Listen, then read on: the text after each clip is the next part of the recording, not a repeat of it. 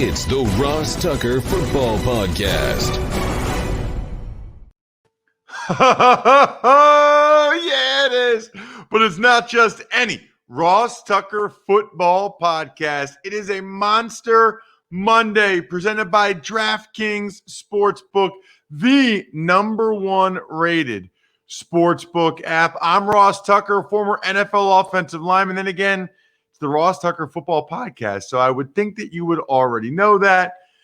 I got a bunch of podcasts. We'll do the college draft this morning as well. Fantasy Feast, Even Money. Andrew Brandt does the business of sports. All of them going up. All of them getting more subscribers on our new YouTube channel as well. YouTube.com/Ross Tucker NFL. You can find me on all the other social media platforms at Ross Tucker NFL. And please, don't miss out on the great work from intern Casey at Ross Tucker Pod on Twitter and IG, as the kids say. She is unbelievable. We'll get to a spread the word winner and a sponsor confirmation email winner a little bit later in the week. You guys know what those contests are all about. It's about us giving back and rewarding those of you that help us out a little bit, help to grow the little engine that could, which is our podcast business, RT Media.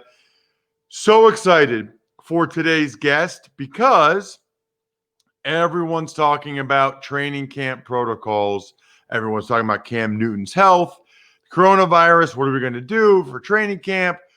Less preseason games, less guys on the roster.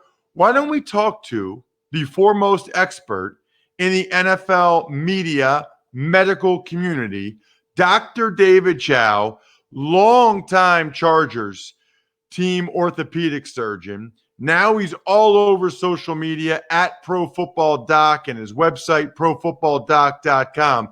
He is today's Big Show. The Big Show.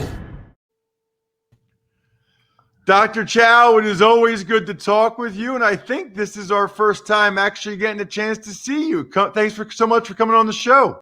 Yeah, thanks for having me. Boy, you are big time in fancy now. I feel like, I'm from home right now, kids, quarantine, and I was like, I feel like I need to go run to my office and get my one game ball and put it behind my head.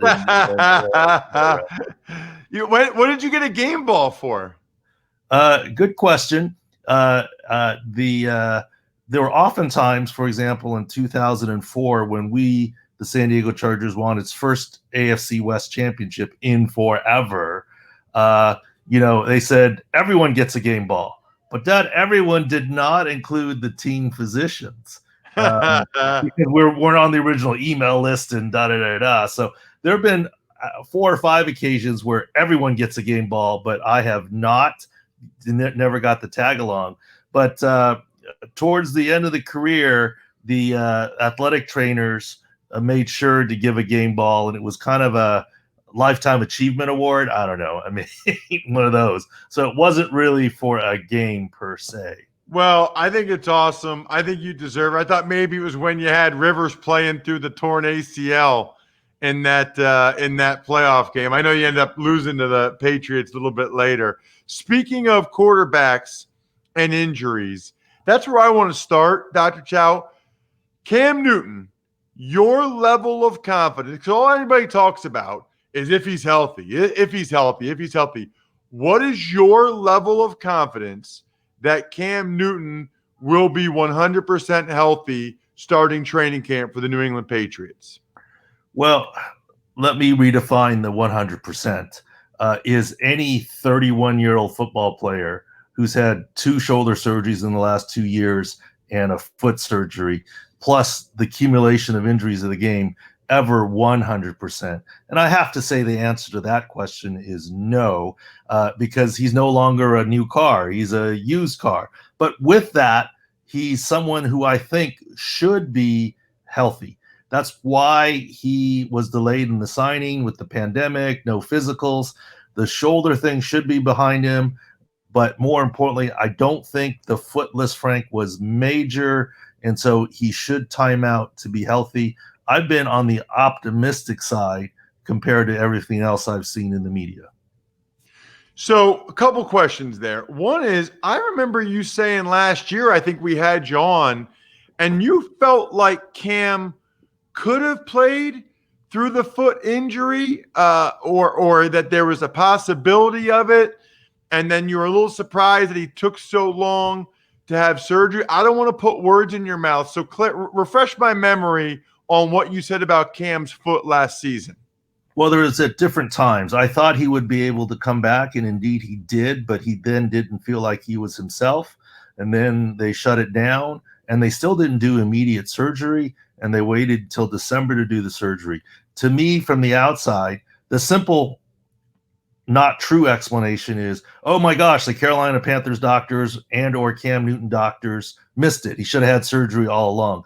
The reality is not that. The reality is it was a mild Lisfranc that continued to bother him, that everyone thought would get better with time. And they finally said, enough is enough. Come December, if we don't have surgery now, he's not going to be ready for the next season.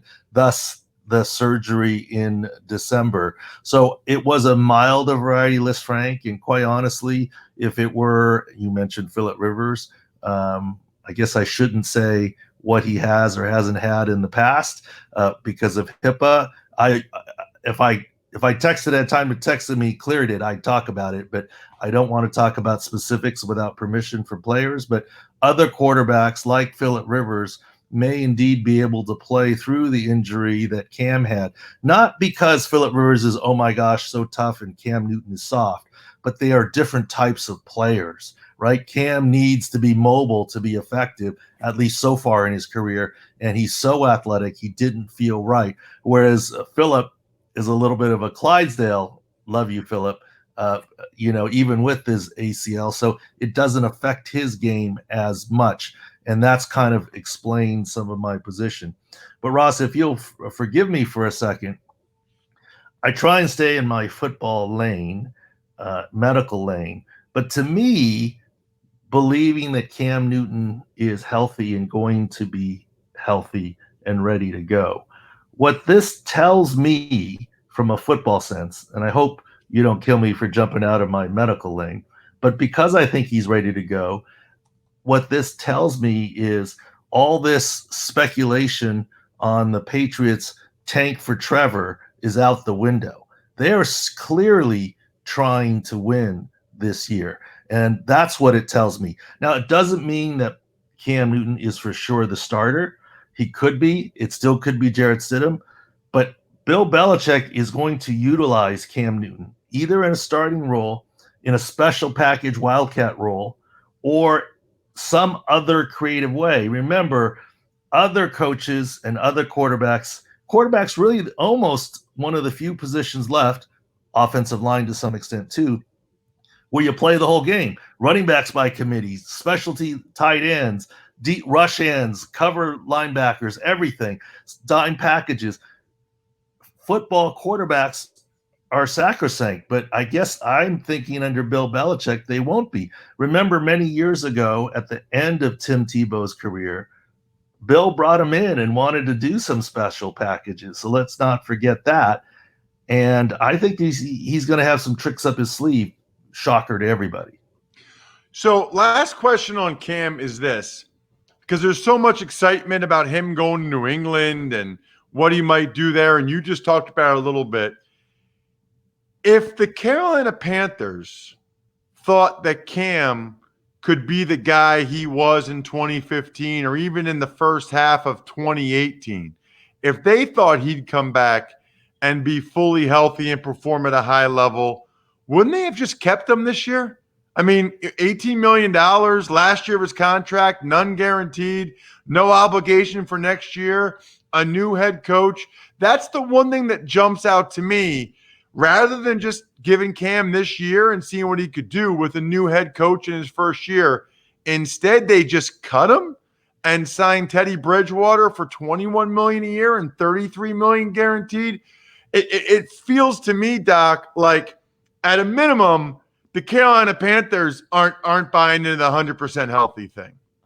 Well, certainly that's a reasonable theory, and it could be health, and who would know their health better than their team doctor? And, their former team doctor is the one who did the surgery. And so I'm sure there's good communications related to the foot. Yeah, that's a plausible theory, but I think there are other plausible theories, Ross. You know how it is in your long NFL career, whether it was a position coach or a head coach, sometimes you were just somebody's guy, and sometimes you just weren't. And sometimes your time runs up. You know, it's a new regime, new ownership, new head coach, and that new regime with new ownership also jettisoned Ron Rivera, who quickly had a market for a new job as a head coach and well paid. So I don't know if it was just health, but I think it's just changing of the guards and just time. Let's get into the coronavirus, COVID-19, whatever we're calling it, and the sport of football. I've been following your tweets at Pro Football Doc. I've been talking with you about this. I'm going to start with a blank slate regarding your thoughts on, in particular, pro football, but the sport of football and the coronavirus and whether or not the two can live with each other.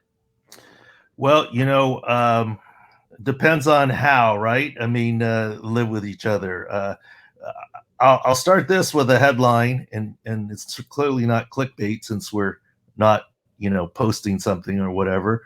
But I would say that it is more likely for an NFL player or coach to get coronavirus inside the facility during the 6 days of the week than on Sunday when they play a game. The second statement, I'll say it is more likely or more risky potentially for a player or coach to contract coronavirus outside of the facility, away from the facility in the afternoons, evenings, or mornings than it is inside the facility, because inside the facility, everyone's tested and everyone's on lockdown and there's precautions.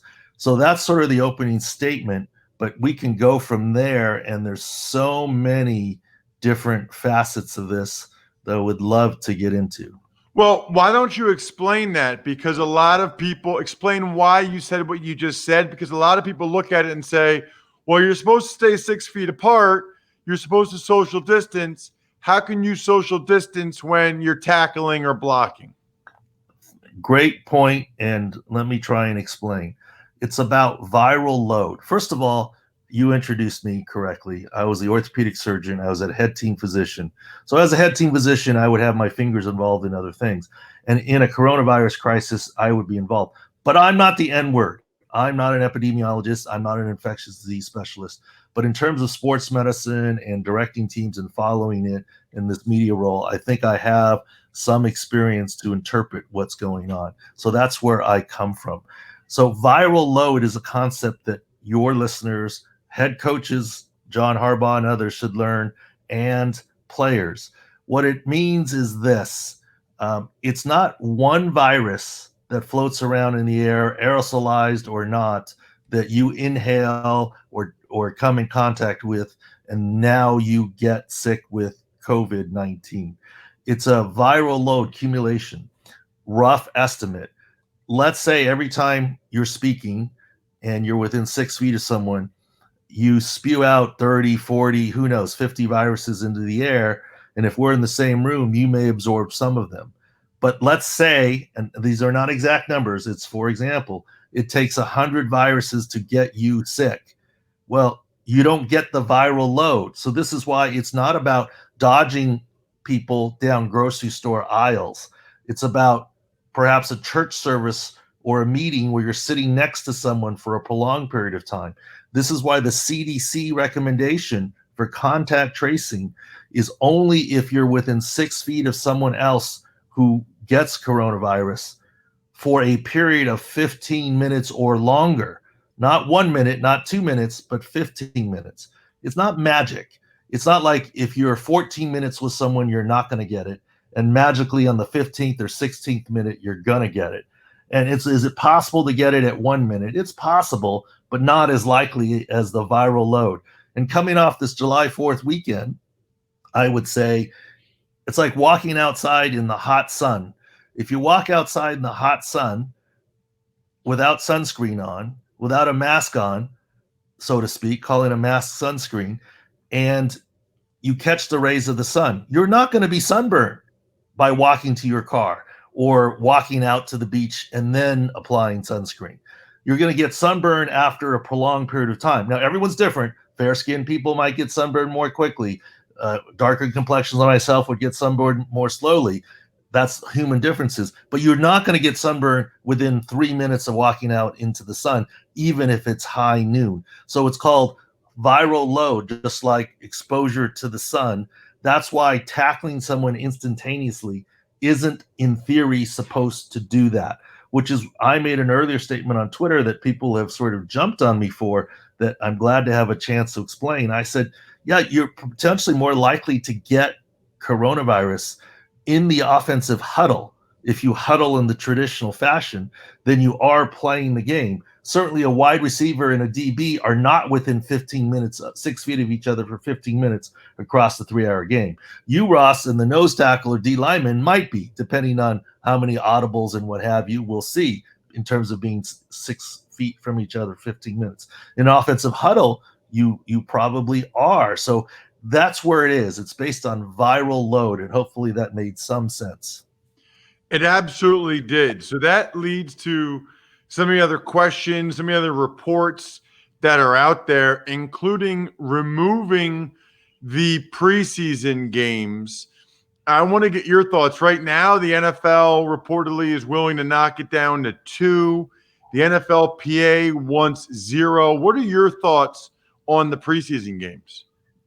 Well, I've said for a month or so that the NFL was going to get rid of 2 of the preseason games, and it just made sense to me. They were going to get rid of preseason game 1 because there's not enough time without an off-season program and mini camps and acclimation. So they're worried about injuries and soft tissue injuries. So week 1 was going to be gone.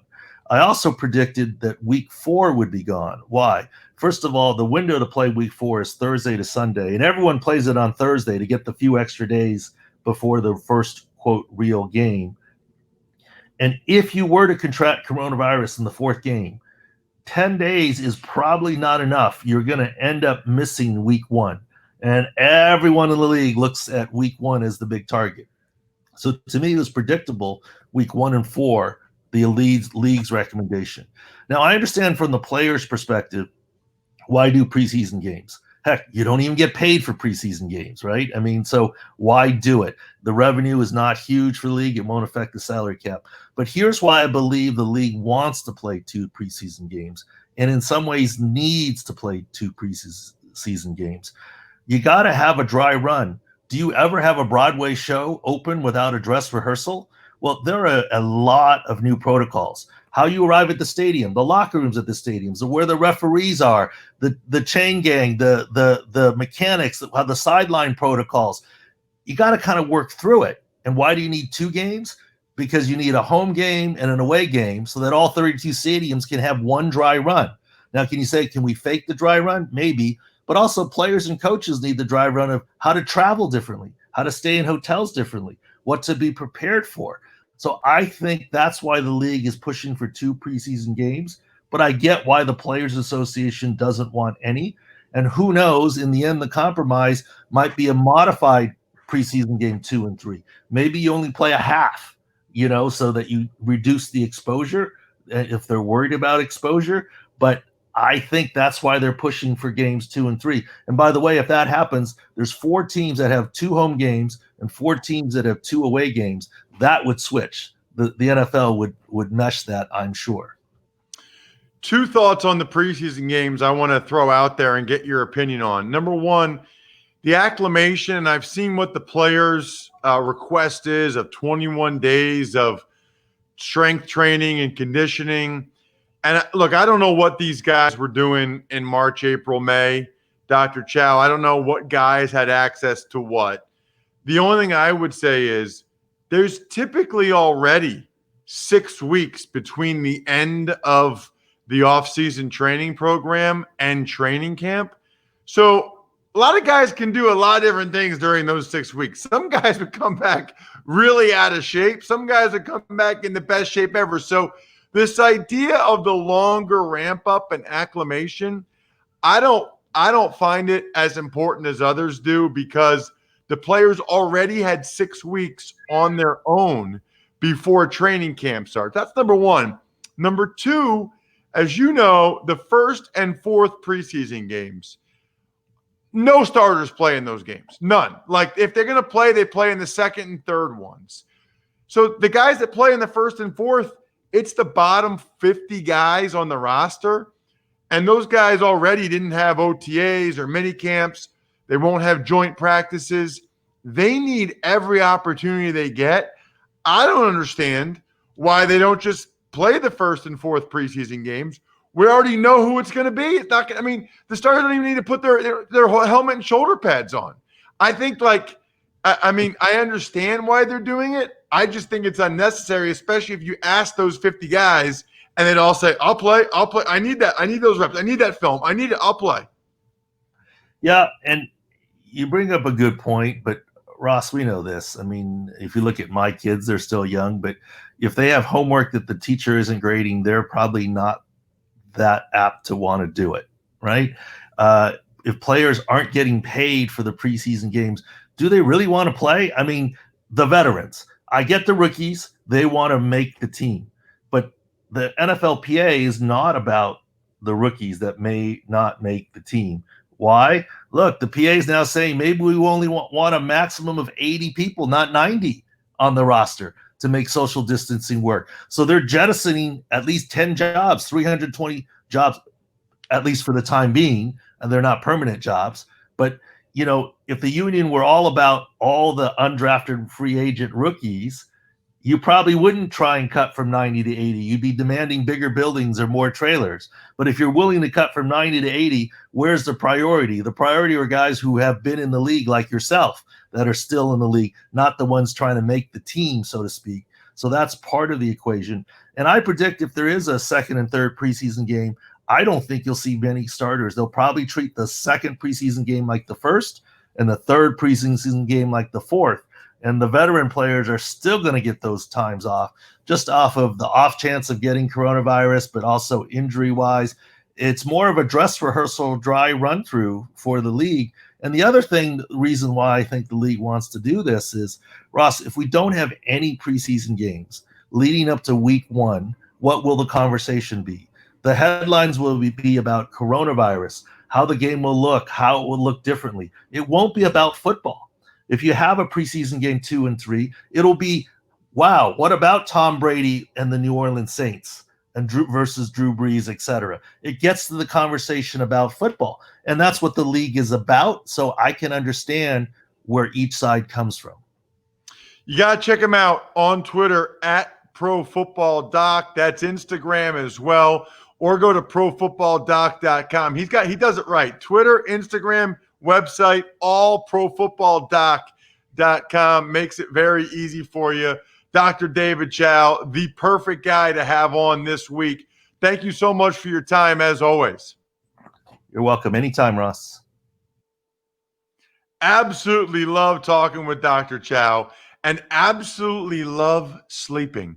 You guys may or may not know this. I'm kind of a big napper. I get up early. I probably go to bed at like 10:30, get up at 4:30, maybe. So I might get 6 hours of sleep a night. So then I'll go and I'll get a nap if I can. So I need an awesome mattress. And that mattress now, purple. It's all about the purple grid. They actually sent me a sample of this, which I'm giving to my daughter tomorrow for her birthday because it's so squishy. Soft where you want it, firm where you need it, comfortably cool all over. And actually, those are my daughter's favorite gifts, squishies, believe it or not. So that's what I'm giving her. It's like this purple foamy mattress. You guys got to check it out. Here's what I love about it. They're so confident with what they do that every purple mattress comes with free shipping and returns and a risk-free 100-night trial. That's what it's about. Experience the next evolution of sleep. Go to purple.com/Ross and use promo code Ross. For a limited time, you'll get $150 off any Purple mattress order of $1,500 or more. That's purple.com/Ross, promo code Ross for $150 off any mattress order of $1,500 or more. Terms apply. Tux Takes. All right, Ross, good morning. Lots to talk about since we last spoke on Friday. And let's start with the Redskins and the NFL putting out statements regarding a potential name change in Washington. Right. So the Redskins said we're gonna review it. We're gonna do a thorough review of it. That came out on Friday. My take on that, when they put out that statement, and after what Nike and Pepsi and FedEx have said, and then the NFL put out a statement, I think it's changing. Now, I don't know what it'll be, but I think it's changing. Some people are still skeptical. I think it's changing. I really do. Once the Redskins put out that statement and the NFL puts out a statement, I think it's as good as good as done. I will also mention there's a lot going on with the Redskins, man. I mean, all 3 or 4 minority owners, Fred Smith and Rothman and Shar, they're all trying to sell their interest in the team up to 40%, and they're having trouble selling it. So they're going to go with an investment bank now. I mean, that's pretty interesting that all 3 minority owners want to sell at the same time. And maybe it's because they feel like the most value is if they package all of their interests together so someone can buy 40% of it rather than the smaller pieces. That's my guess. Those guys are also getting up there in years, so maybe they think now it's their turn to get the return on investment. I don't know. Tux Takes. A lot of reports regarding player protocols, like less players in training camp being fined for conduct detrimental if they go out to eat or take an Uber, and a rendition of the Black National Anthem before all Week 1 games. So I hope that the players understand that these protocols are in place for their safety. Look, it would bother me not to be able to go out to eat.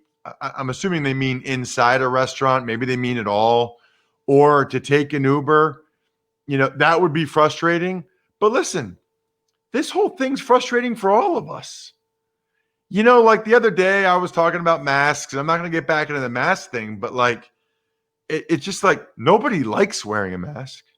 Nobody's like, hey, this is sweet. I'm going to wear a mask for the rest of my life. I just like it. I just like having. No, nobody's like, there's a lot of aspects of this that stink for all of us. We all want it to go back to normal, but it's not for a while. So if you want to get paid a lot of money to play football this year and get all those game checks, then do what they tell you to do. As for the Black National Anthem, Brian, I got to be honest with you. I got to plead ignorance on this one. I had no idea that there was a Black National Anthem. I'm not exactly sure what it is. I'm going to learn more about it now that I read this, that they're talking about playing it before all Week 1 games. But this was not something I was familiar with until it came out. I wasn't familiar with Juneteenth either. So I guess I'm learning a lot over the last 4 or 5 weeks or whatever with everything going on. I'm learning a lot, and I'm looking forward to learning more about the Black National Anthem. Tux Takes. Player news includes Browns tight end David Njoku requesting a trade through his new rep, Drew Rosenhaus. Right, and I understand this because Njoku, he's got 2 years up on his contract, but really this is the year for him. And I just think he's a guy that he sees the money that they gave to Austin Hooper, and I think he realizes Austin Hooper is going to be the guy in Cleveland. I mean, he's going to be the number 1 tight end. Njoku's going to be the second string tight end. And so for him to make real money, over the next couple of years, he needs to go somewhere where he has more opportunity, where he can be the guy, where he can catch a lot of balls, because they got Odell, they got Landry, they got 2 running backs. Hooper, they're paying. I think Hooper's the highest paid tight end in the league right now. And so that doesn't bode real well for Njoku at all. Not at all. So I get it. And I know fans are like, why are you doing this? Because this is his profession. And he realizes he's in a better position if he goes somewhere else and gets more touches, better numbers, gets a bigger contract, because that's how it works. And look, I get it. I don't blame him. I will say this, that Stefanski and Stefanski used a lot of two tight ends with the Vikings last year, and I think he would use a lot of two tight ends in Cleveland. But the Njoku wants to go somewhere where he feels like he can be the guy and get most of the touches. So I think that's totally fair. Speaking of fair, Brian, let's get to an email question. Ever wanted to ask an NFL player a question? Well, here's your chance. It's time to Ask Ross. Email address, ross@rosstucker.com. One of the things I love about the show, you can take advantage of any of our sponsors or become a patron, patreon.com/rtmedia.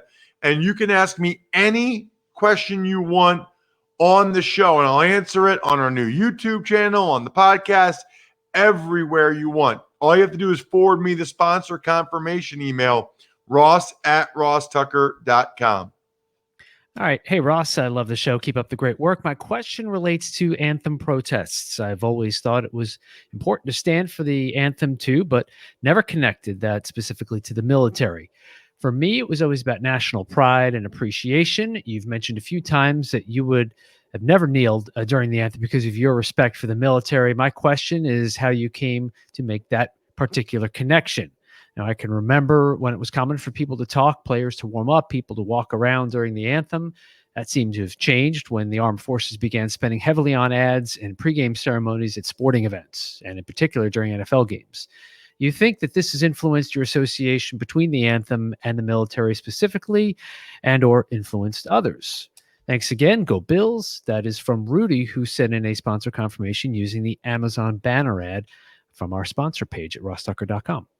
Nice, Rudy. I appreciate that.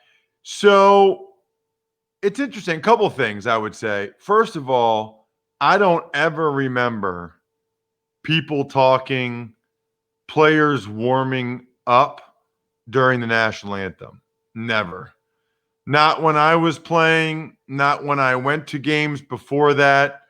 I don't know what you're referring to, Rudy, but I don't ever remember people talking or players warming up during the national anthem.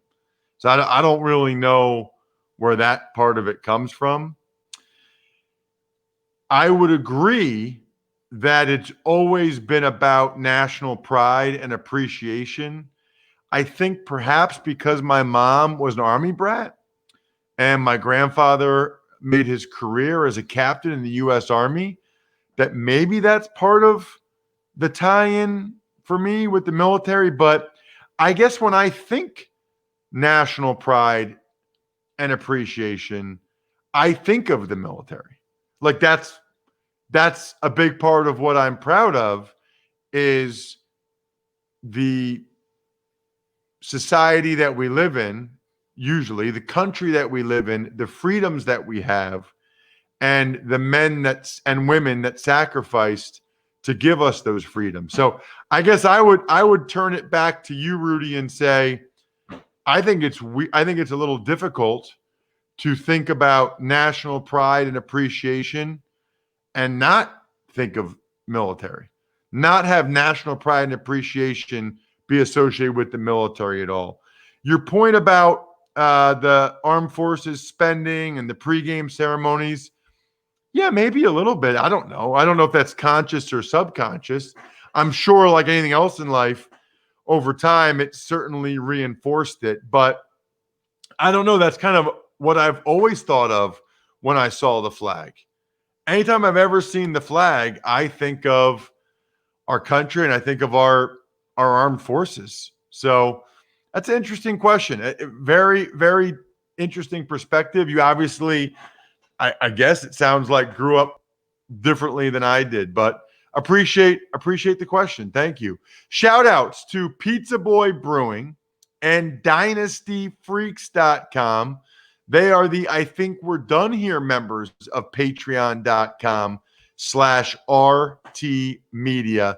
Great way to join the crew, and that's a great way to get shout-outs for your business. How about another one? Pizza Boy Brewing, DynastyFreaks.com, just because I'm a nice guy. Love those of you that rate and review the show on Apple Podcasts. We'll count that this week for a sponsor confirmation. So if you just want to rate and review the show, forward the screenshot to me, Ross at rosstucker.com. A, you're entered to win at the end of the week, and B, you can ask me any question you would like. We are talking quarterbacks on today's College Draft podcast. Spit it out, Ross. Trevor Lawrence, Justin Fields, Trey Lance from North Dakota State, Sam Ehlinger. Who are the top quarterbacks for next year's draft? You're not going to want to miss Matt Waldman talking about the top signal callers for next year on today's College Draft podcast. Other than that, I think we're done here. Thanks for listening to the Ross Tucker Football Podcast. Make sure to also subscribe to the Fantasy Feast, Even Money, Business of Sports, and College Draft. All available at Apple Podcasts, rosstucker.com, or wherever podcasts can be found.